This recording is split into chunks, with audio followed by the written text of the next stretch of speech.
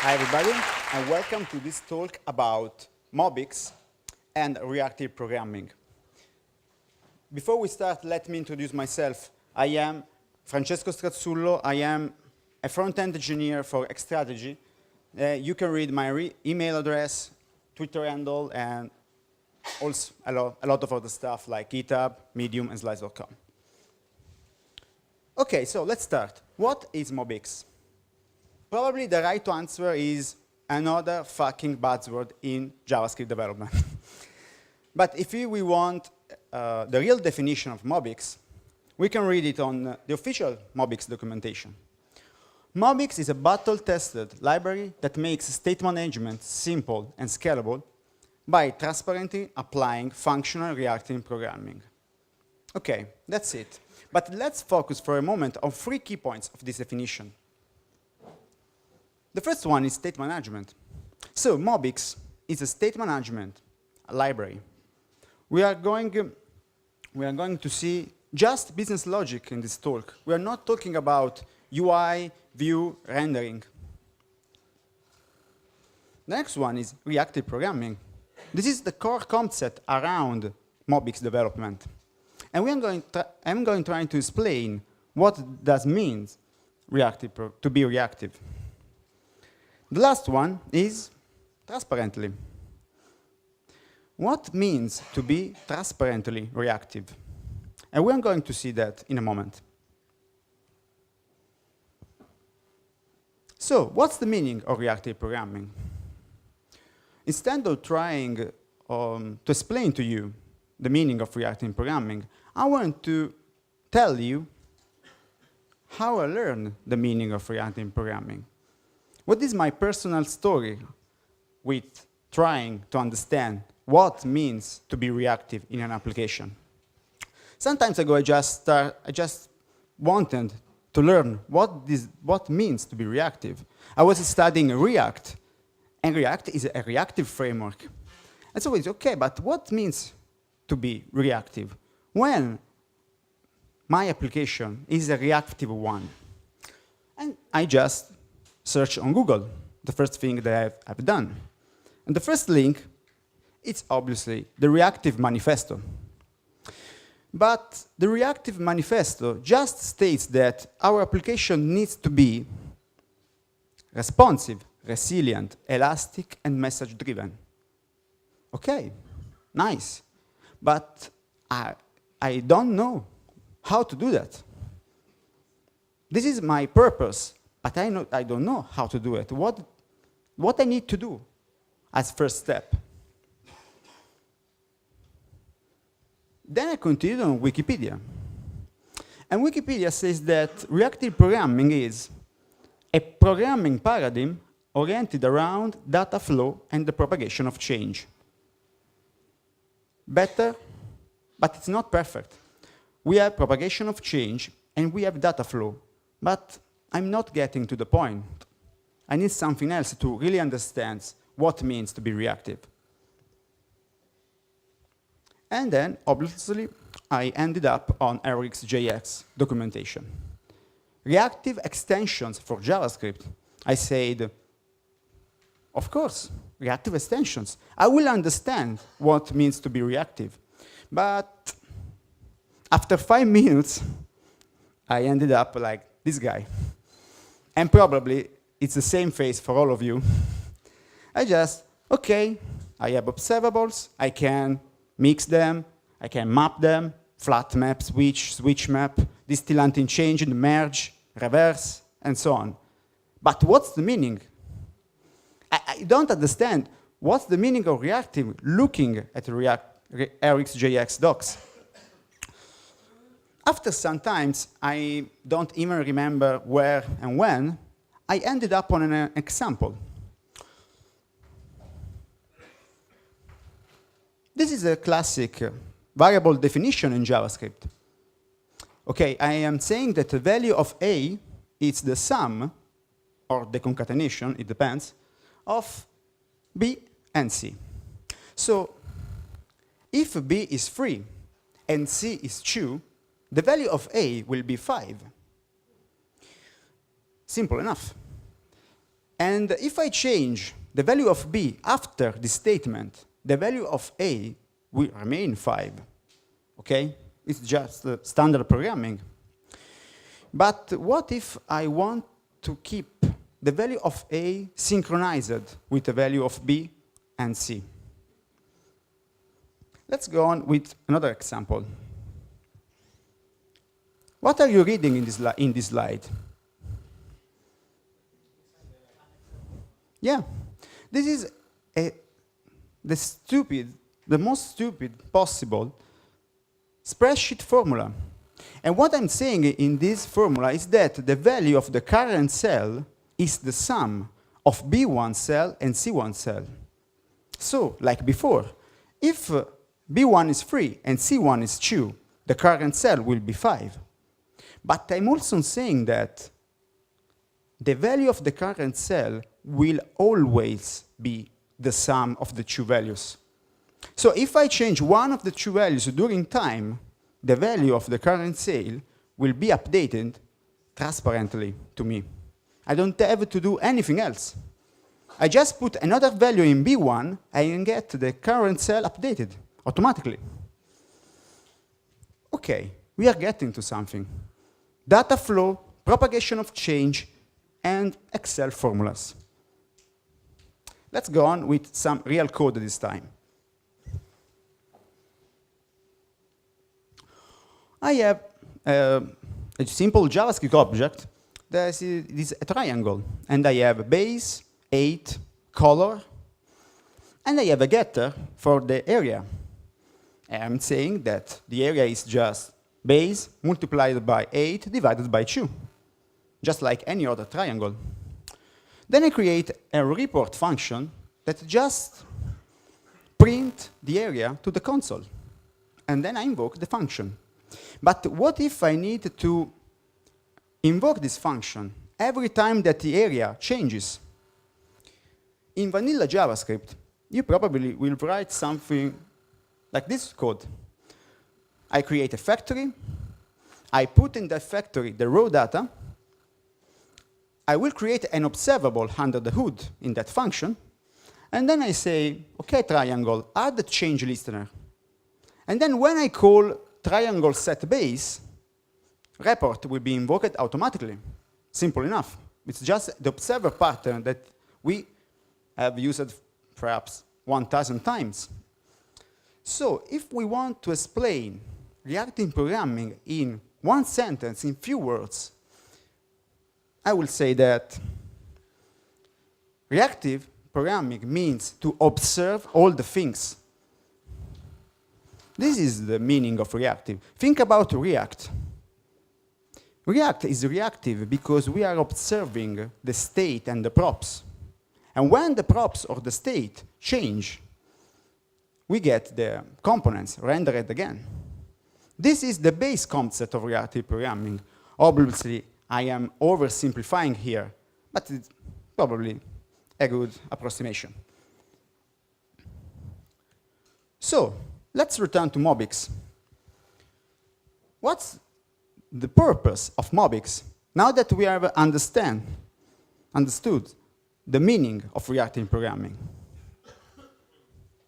MobX just helps us to observe models and then react to the change of the model. Let's get the same example as before with MobX this time. I get the same object from the triangle and I wrap it with the observable function from MobX. And this will create a MobX observable out of the box. Then I create my report function that prints the area. And then I wrap my function with autorun. And then I just change the base. And when I change the base, the area will change, and MobX will invoke the report function automatically. But what if I change the color? Nothing happens, because MobX analyzes the report function, and this says, okay, you are using the area in my function inside an outrun. So I will create for you a listener only for the area property. Okay? So it's not only automatically, but it's also transparent to you. After that you created an observable in MobX, you just use simple properties in JavaScript application. Think about the same example with ReactJS. That is also another reactive programming library. With ReactJS, you should create probably a behavior, wrap your object with that behavior, create setters for your object, and then you should call next inside that setters. And it's not transparent. You need to build the observable on your own. This is just, that's it. This is a classic MobX code. Simple as that. What are the core concepts of MobX? The first and the most important one are the observable models. The state of your application must be an observable in order to react to the change of the state. Then we have actions. An action in MobX is just a method that changes the state. In our previous example, it's just the triangle.base equal 4. This is an action because we are changing our state, the triangle itself. Then we have computed values. In MobX, a computed value is just a value that needs to be updated when the state changes. And in our previous example, in the triangle example, what is the computed value? The area. Because we need to recalculate the area every time that base or 8 change. At last, we have reactions. Reactions is just like a computed value. It's something that we need to do when the state changes. But this time, we will not generate a new value, but we will generate a side effect, like logging, like an HTTP request, for example. And most importantly, rendering. In MobX, rendering is probably the most important side effect, because in a perfect application, we just want that our view is a pure function of the state. So when the state changes, we must invoke another render, another pure function. And this concept is completely independent from React. I haven't talked about React, never in this talk. I could work with MobX and Angular. I can work with MobX and, I don't know, just underscore templates, for example. And yesterday I was talking with Massimiliano at the speaker dinner about creating a simple MobX binding for virtual DOM. Because just a pure function, a pure reaction. And how I create a reaction in MobX? With autorun. Autorun is the simplest way to create a reaction. In this case, logging. When the area change, or something in the state that will cause the area to change, like base, I will get the autorun invoked automatically. This is a schema of a MobX application. We have events from the system. Some of these events will become actions. These actions will modify state. MobX will update computed values, the area in our previous example, and then will trigger all the reactions depending on that computed values. In the previous example, the logging. We should also invoke the render because we have said that rendering is one kind of side effect. After the render, we are ready to get new events, and the loop will continue again and again. Let's go on with a demo with some live code in MobX to help you understand the power and the pitfalls of this approach.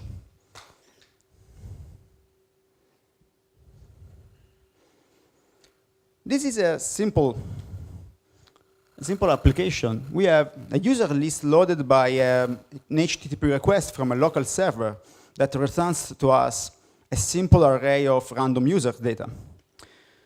We have 20 users. We have 20 users, 30 males and 7 females. We can delete one of them, and we can do a search. That is quite unuseful because it's always random data. Let's look for a moment on the console or on the right. At the start of the application, we print males 0, females 0, and number of users 0, because at the start, we don't have any data in our state. Then we fetch the data from the server, and then we get 20 users, 7 male, and 13 females. Okay, let's see how this code works. Let's start from our model. In this case, it's just a single object called the upstate. What you're looking at is another syntax for MobX objects. In the triangle example, we have seen the ECMA5 syntax with the observable function. Now we are using decorators. So we create an upstate class, and we define that query, loading, and users are observable property of our state. Then we create free getters. I create males and females that are just filters from the users. And then I created number of users, that is the length of the user. And I mark these free getters as computed values. I can do the exactly same thing with the observable function like before. But in that case, I am saying that all the properties are observable and all the getters are computed values. With this syntax, I have more control. I can define that some properties are not observable because I don't need them to be observable. How I print the data on the console? Without run. The second outrun just print to the console males and females length.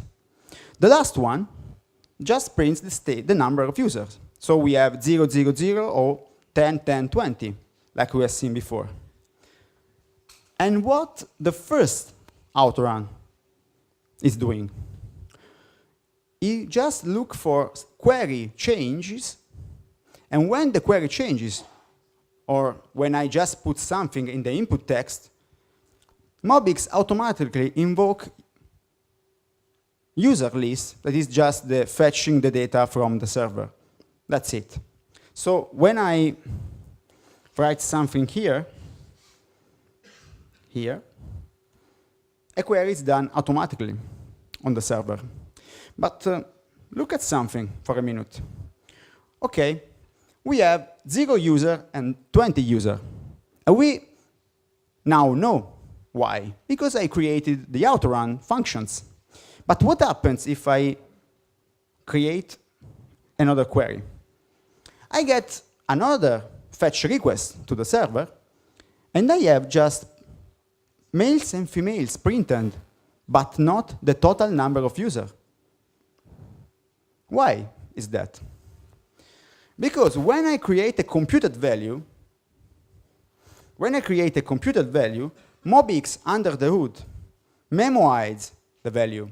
So if the numbers is not changed, the outrun is not invoked. So it's not only transparent to you, but it's also very, very performant. Because it just invokes the listener when it's necessary. Okay, we have said that rendering is just a pure function, but we are a ReactJS today. So how I render in React application? Let's look at the app component. I just pass the state as a props in my app component.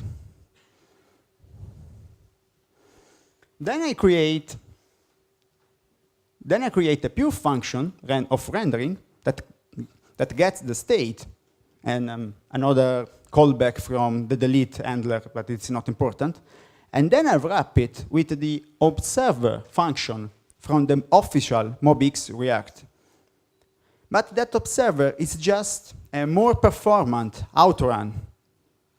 Under the hood, MobX is just looking for changes in the properties that I use in this function. And when something will change in the future, it will invoke the render function, just any other outrun. So as you can see, I just created a pure function of my state.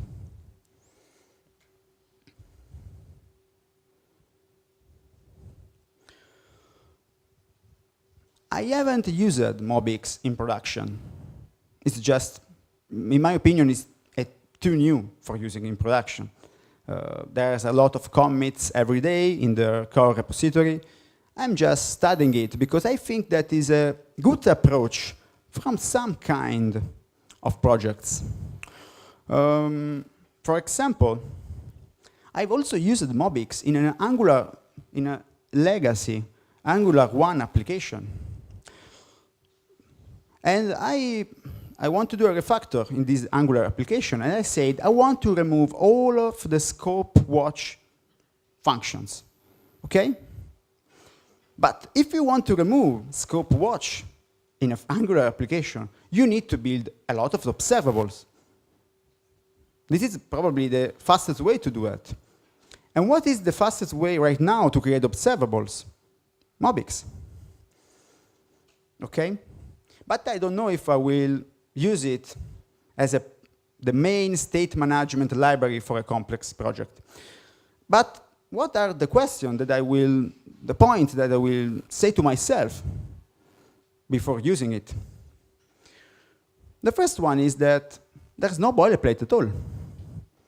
As you have seen, it just works out of simple objects. I don't need to create any kind of structure to use MobX. And this could be a good thing sometimes. If I need velocity, if I need to create a prototype for my application, I don't know what kind of state management API I need. So I just create simple objects and wrap it with MobX and go on. I can start working right away.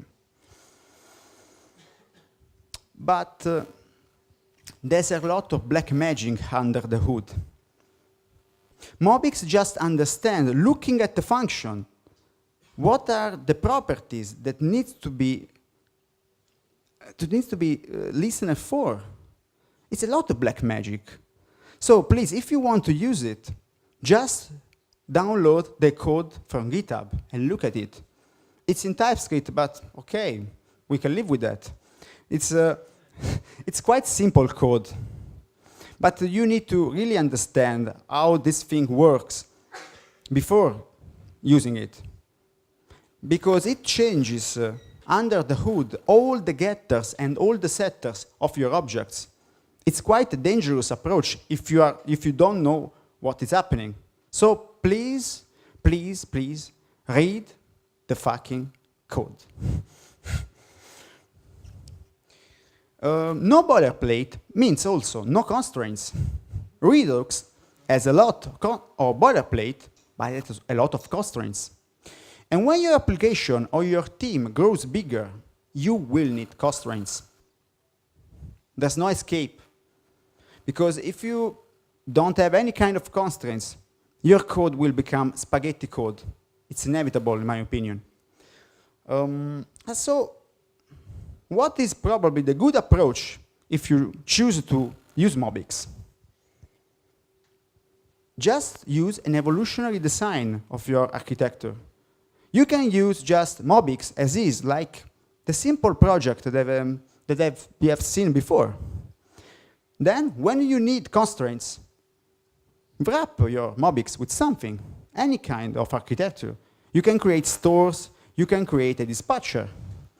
And then you can also remove MobX and use Redux.